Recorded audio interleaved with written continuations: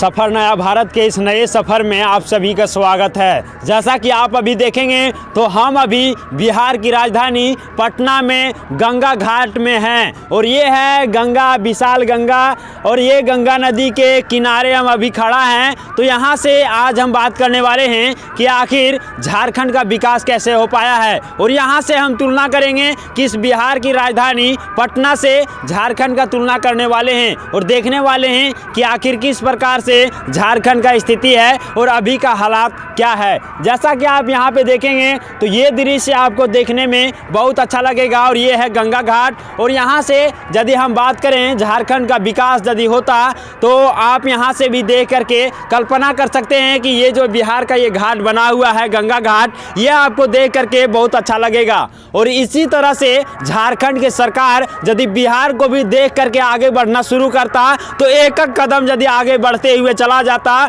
एक एक सीढ़ी यदि आगे बढ़ते हुए चला जाता तो शायद हम कह सकते हैं कि झारखंड का भी विकास बेहतरीन तरीके से हो पाता। लेकिन झारखंड एक एक कदम देख करके भी नहीं चल रहा है और आज झारखंड का स्थिति आप देखेंगे तो आपको भी शर्म लगेगा कि आखिर झारखंड का विकास क्यों नहीं हो पा रहा है। जहां पे आप बात करेंगे तो झारखंड हमारा बिहार से भी बेहतर है। बिहार से आपको एक कदम आगे रहना चाहिए था झारखंड का, और जिस उम्मीद के साथ झारखंड राज्य का स्थापना हुआ था वो अभी देखा जाए तो सिर्फ वो विचार ही बन करके रह गया है। जो सोच करके झारखंड की स्थापना किया गया था कि हम बिहार से एक अलग राज्य बना करके झारखंड को विकसित कर पाएंगे और झारखंड का विकास बेहतरीन तरीके से हो पाएगा, यहाँ के लोगों का विकास हो पाएगा। लेकिन अभी तक झारखंड का विकास बेहतरीन तरीके से नहीं हो पाया है। यहाँ पे हम बात करेंगे दो तीन ऐसे मुद्दे हैं जिस पर जैसे बिहार का विकास अभी देखा जाए तो कुछ हद तक हो पा रहा है, लेकिन झारखंड में ही देखा जाए तो जितने भी सरकार हैं वो पूर्ण बहुमत का सरकार नहीं होने के कारण झारखंड में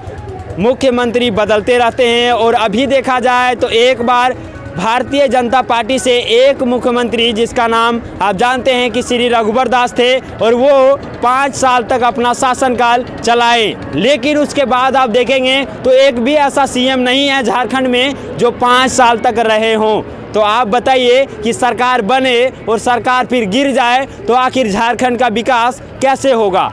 तो वहाँ पे आप देखेंगे श्री रघुवर सरकार के शासनकाल में झारखंड का विकास थोड़ा सा हो पाया, लेकिन उसके बाद से आया अभी हेमंत सोरेन का सरकार, और हेमंत सोरेन के सरकार में आप देखेंगे तो हेमंत सोरेन जहां भी जाते हैं रैली में वो एक ही बात कहते हैं कि पढ़ने लिखने की कोई ज़रूरत नहीं है, आपको पैसा ही कमाना है तो आप किसी भी माध्यम से पैसा कमा सकते हैं, उसमें माध्यम आपका कुछ भी हो सकता है। लेकिन वहीं पे झारखंड के मुख्यमंत्री कभी ये बात नहीं कहते हैं कि आखिर झारखंड का विकास झारखंड में लोगों को रोजगार दे करके किया जा सकता है, झारखंड का विकास लोगों को शिक्षा व्यवस्था में बढ़ावा दे करके किया जा सकता है। झारखंड का विकास जब झारखंड के लोगों को जागरूक किया जाएगा तब हो पाएगा, झारखंड का विकास गांव स्तर को मजबूत किया जाएगा तब हो पाएगा। ये सारे बातें नहीं करके वो सिर्फ एक बात कहते हैं कि आखिर आपको पैसा ही कमाना है तो आप कुछ भी करके पैसा कमा सकते हैं।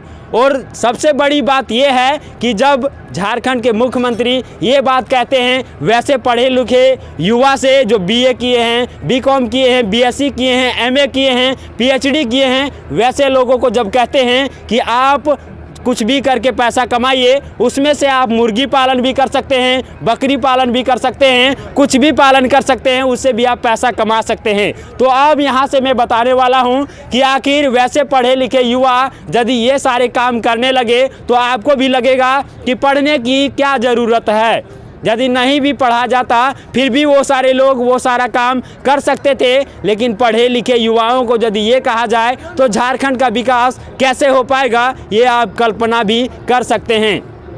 यहाँ से हम बात करेंगे कि ये जो पालन करने का, मुर्गी पालन, मछली पालन करने की बात करते हैं झारखंड के मुख्यमंत्री, यदि वही ऐसे लोगों को कहते जो झारखंड से दूसरे राज्य कमाने के लिए जाते हैं, अपना रोजी रोजगार करने के लिए जाते हैं, उन लोगों को कहा जाता कि अपने ही राज्य में रह करके आप ये सारा व्यवसाय करेंगे तो शायद बेहतर हो पाएगा। लेकिन पता नहीं हमारे मुख्यमंत्री को कौन ये सलाह देते हैं कि पढ़े लिखे युवाओं को ऐसा काम करने की कहा जाए। तो मैं ज़्यादा कुछ नहीं कहूँगा, बस एक चीज़ यहाँ से, इस बिहार की राजधानी पटना के इस गंगा घाट से बस झारखंड के सरकार को ये दिखाने का प्रयास कर रहा हूँ कि शायद यहाँ के स्थिति को भी देख करके झारखंड के विकास को बढ़ावा दिया जाए, झारखंड के लोगों को जागरूक किया जाए, तो शायद झारखंड का भी विकास बेहतरीन तरीके से हो पाएगा।